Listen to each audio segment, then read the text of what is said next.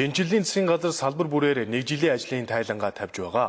Өнгөрсөн 7 хоногт ерөнхий сайд бүхэлд нь ажлаа дүгнсэн бол яамдаас эрчим хүчний салбар төрүүлж тайлангаа бэлдсэн байна. Тэд эрчим хүчний хөөсөр нэмэгдэж байгаа таатай мэдээгээр гарааны жилээ ухтаж байгаамаа.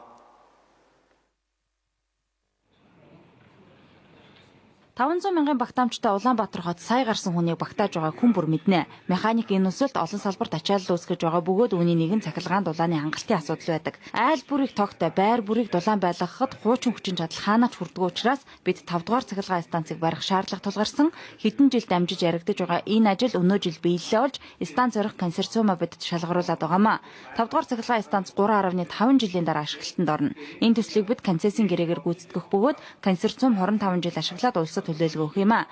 Мэдээж энэ бүтээн байгуулалт ашиглалтанд орох хүртэл бид өнөөгийн хэрэгцээг бүрэн хангах үүрэгтэй. Тэгвэл одоо байгаа станцуудаа өргөдгөх ажил үргэлжилж байна. Ирэх жил гэхэд ашиглалтанд оруулна.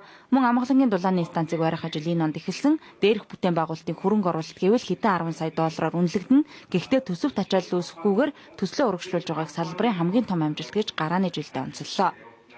За бүхэлдээ бол өнгөрсөн 1 жилийн хугацаанд бид бас манай салбарт улсын төсвийн хөрөнгө оруулалтаар бол нийтдээ 127 орчим тэрбум төгрөгийн яг төсвөлсөн хөрөнгө оруулалт байж байгаа юм. Манай эрчим хүчний салбарын бүтээн байгуулалтын ажлууд бол дор хаяж дунджаар 3-5 жилийн өмнө том бүтээн байгуулалт төлөвлөгдөж ингэж улс орны эрчим хүчний хэрэгцээг хангах ийм дүр зураг байгаа.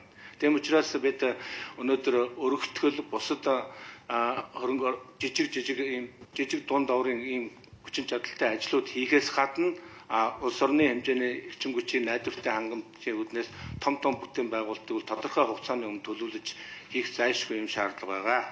Орон нутгийн эрчим хүчний их үүсвэрийг нэмэгдүүлэх асуудал мэдээж томд тооцогдно. Хөдөөгийн 105 сумын хэрэглэгч цахилгааны хангамжаа сүүлийн 1 жилд сайжруулж чадсан бол Улаанбаатар хотод 12,200 аль мөн л эрчим хүчний хэрэглээгээр шинээр авч мөн сайжруулж чаджээ. Зарим аймгийн төвд дулааны станц шинээр байгуулж эхнээс нь ашиглалтанд хүлээлт өгч байна. Мөн уулуурхаан салбарын хөгжилтэй уялдаад говийн бүсийг эрчим хүчний найдвартай дэд бүтцээр хангаад байгаамаа. За эрчим хүчний салбарын дэд бүтцийг гэсэн үг энэ шугамуудын шинжилгээ асуудал энэ дээр үл төлхөө илүү анхаарч байгаа. Тэгээ энэ дээр гол шугамууд жишээлбэл Завхан аймгийн Мөрөн, Могонгол, Тэлмэнгийн чиглэлийн шугам тэгээд залтай улиралтай системтэй холбогдсон энэ шугамуудыг ашиглалтанд өгсөн ийм том ажлуудыг бид бас хийлээ гэж хэлдэг. Эрчим хүч дулааныг бид түлээн өөрс төдийхнөөс биш бусдын жишгээр сэргээгдэх нөөц ус гаргаа авч байна. Төв аймгийн Сэргэлэн суман дахь салхин цахилгаан станц гэхэд 50 мянган айлыг цахилгаанаар хангаж байгаамаа. Энэ станц ашиглалтанд орснороо 150 мянган тонн нүүрс эмнэж хүлэмжийн ялгарлыг 180 мянган тонноор багасгаж чаджээ. Мэдээллийг Шинэ 2 зориг мандахнаар бэлтгэл.